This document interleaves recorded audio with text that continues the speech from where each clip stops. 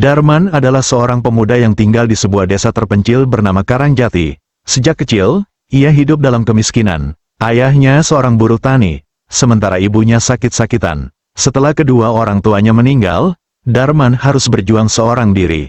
Semua usaha yang ia lakukan selalu gagal. Hutang menumpuk, sawah warisan keluarganya habis terjual, dan kini ia terancam kehilangan rumah. Setiap malam, Darman duduk di depan rumahnya yang reyot sambil meratapi nasib. Suatu malam, seorang tetangganya bernama Pak Sastro mendekatinya. "Kalau kamu mau keluar dari kemiskinan ini, ada jalan pintasnya, men," bisik Pak Sastro dengan nada misterius. Darman menatap Pak Sastro dengan curiga. "Maksud Bapak apa?" Pak Sastro tersenyum tipis. "Pesugihan, kalau kamu berani, hidupmu bisa berubah dalam sekejap." Pak Sastro membawa Darman ke sebuah gubuk tua di tengah hutan. Di sana, seorang dukun bernama Mbah Suryo menunggu. Dukun itu terlihat menyeramkan dengan wajah keriput dan tatapan tajam. "Kamu sudah siap meninggalkan kemiskinanmu?" tanya Mbah Suryo. Darman mengangguk ragu. "Apa yang harus saya lakukan?" Mbah Suryo menjelaskan bahwa pesugihan pocong adalah salah satu jalan paling ampuh untuk mendapatkan kekayaan instan. Namun, ada syaratnya. Darman harus menjalani ritual khusus di sebuah kuburan tua, dan ia harus menyediakan tumbal setiap bulan. Tumbal itu bisa siapa saja. Tapi ingat, kalau kamu gagal memberikan tumbal, nyawamu yang jadi gantinya, ujar Mbah Suryo. Darman merasa ngeri, tetapi ia sudah terlalu putus asa. Dengan tekad bulat, ia menerima tawaran itu. Malam itu, Darman, Pak Sastro, dan Mbah Suryo pergi ke kuburan tua di ujung desa. Langit mendung dan angin berhembus kencang, membuat suasana semakin mencekam. Mbah Suryo memulai ritual dengan membaca mantra-mantra dalam bahasa yang tidak dimengerti Darman. Setelah itu, ia meminta Darman menggali sebuah kuburan. Di dalamnya, terdapat jenazah yang sudah menjadi pocong. "Kamu harus memanggil arwah ini dan berjanji untuk mengabdi padanya. Ia akan memberikanmu kekayaan. Tapi jangan pernah melanggar janjimu," kata Mbah Suryo. Dengan gemetar, Darman mengikuti semua instruksi. Ketika ia selesai membaca mantra yang diberikan, pocong itu tiba-tiba bergerak. Matanya yang putih melotot tajam ke arah Darman, dan suara tawa mengerikan menggema di sekitar mereka. "Mulai sekarang, kamu milikku," suara serak terdengar dari pocong itu. Keesokan harinya, hidup Darman berubah drastis. Tanah yang ia jual tiba-tiba kembali menjadi miliknya. Emas dan perhiasan muncul di dalam rumahnya. Dalam waktu singkat, ia menjadi orang terkaya di desa Karangjati. Namun, kekayaan itu tidak datang tanpa konsekuensi. Setiap bulan, ia harus memberikan tumbal. Pada awalnya, ia memilih orang-orang yang tidak dikenalnya, seperti gelandangan atau pengemis dari desa lain.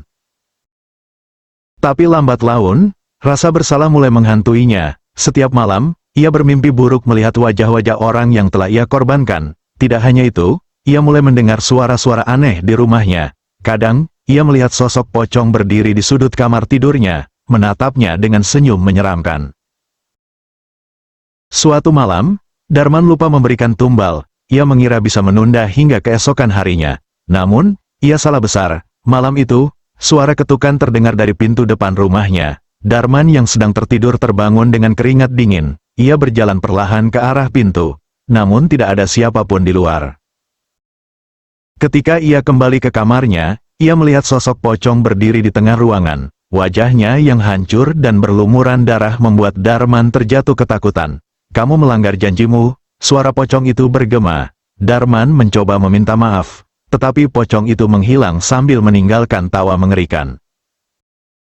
Sejak malam itu, hidup Darman berubah menjadi neraka. Orang-orang terdekatnya mulai meninggal satu persatu dalam kondisi mengenaskan. Darman mencoba melarikan diri dari kutukan itu. Ia pergi ke kota, berharap bisa memulai hidup baru. Namun, dimanapun ia berada, pocong itu selalu muncul. Setiap malam, ia mendengar suara langkah kaki menyeret di belakangnya. Ketika ia menoleh, tidak ada siapapun. Tubuhnya semakin kurus, wajahnya dipenuhi lingkaran hitam, dan pikirannya mulai tidak waras. Dalam keputusasaan, Darman kembali mencari Mbah Suryo untuk meminta bantuan. Namun, ketika ia tiba di gubuk tua itu, ia hanya menemukan puing-puing yang sudah lama terbakar, tidak ada yang bisa membantumu lagi. Suara pocong itu terdengar dari belakangnya. Darman berteriak histeris, namun semuanya sudah terlambat. Darman yang semakin putus asa teringat dengan seorang kiai bernama Kiai Rahmat, yang pernah dianggap sebagai orang suci di desanya. Kiai Rahmat dikenal sering membantu warga menghadapi masalah gaib. Meskipun malu dan takut, Darman memutuskan untuk menemui sang kiai. Ketika Darman sampai di rumah Kiai Rahmat, suasana di sana terasa teduh. Sang kiai yang sudah tua duduk di beranda rumahnya, menyambut Darman dengan senyum sabar. "Aku sudah mendengar semuanya. Men, kau bermain dengan sesuatu yang seharusnya tidak kau sentuh," ujar Kiai Rahmat dengan nada tenang namun tajam. Darman terisak, "Tolong saya, Kiai, saya tidak bisa lagi hidup seperti ini. Saya tidak ingin ada lagi yang mati karena saya." Kiai Rahmat mengangguk perlahan. "Ada cara untuk menghentikan ini, tapi jalannya berat. Kau harus kembali ke tempat ritual itu dan menghancurkan ikatan yang telah kau buat dengan pocong itu. Tapi kau harus tahu, semakin kau melawan, semakin besar kekuatan yang akan dia gunakan untuk mempertahankan jiwamu." Darman mengangguk, meski hatinya gentar. Sebelum memulai ritual pembebasan, Kiai Rahmat meminta Darman untuk menceritakan dengan detail setiap langkah ritual yang telah ia lakukan. Dari cerita Darman, sang Kiai mulai merasakan sesuatu yang ganjil. "Pocong ini bukan sekadar makhluk gaib biasa," kata Kiai Rahmat. "Ada sejarah kelam yang mengikatnya dengan tanah kubur itu." Kiai Rahmat kemudian menjelaskan bahwa pocong itu dulunya adalah seorang laki-laki bernama Kasmin, yang tinggal di desa Karangjati ratusan tahun lalu. Kasmin adalah seorang dukun sakti yang gemar menggunakan ilmu hitam untuk menipu dan mencelakai orang demi kekayaan dan kekuasaan. Namun, kejahatannya berakhir tragis. Warga desa yang marah karena kehilangan keluarga akibat kutukan Kasmin akhirnya menangkapnya. Ia dibakar hidup-hidup di tengah kuburan sebagai bentuk hukuman.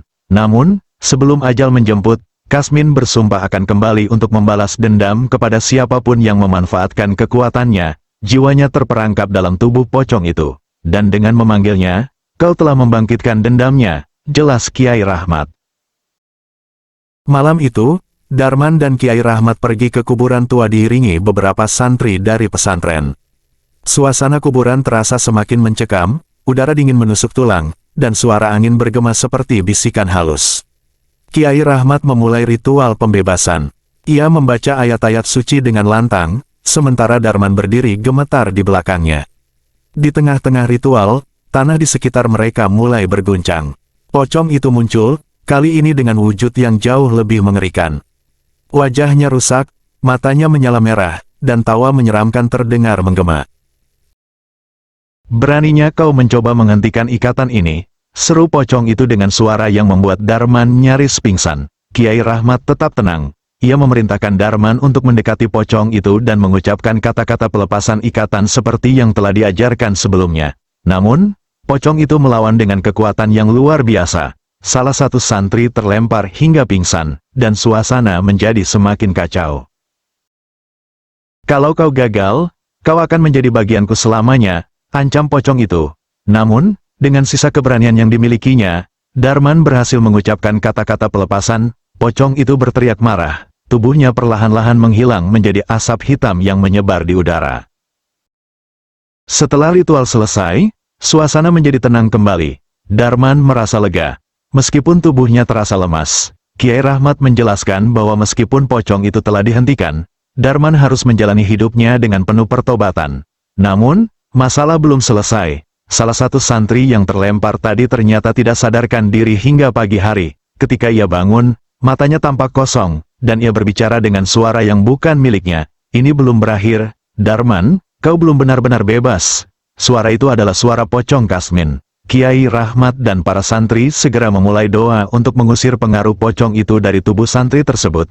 Meski akhirnya santri itu pulih, Darman tahu bahwa ancaman pocong itu tidak sepenuhnya hilang. Pocong Kasmin mungkin tidak bisa dihentikan sepenuhnya, tetapi hanya dilemahkan. Kehadirannya menjadi ancaman laten bagi siapapun yang mencoba jalan pesugihan di desa itu. Darman hidup dalam ketakutan, terus berusaha menebus dosanya sambil menghadapi kemungkinan bahwa ia tidak akan pernah benar-benar bebas dari kutukan itu.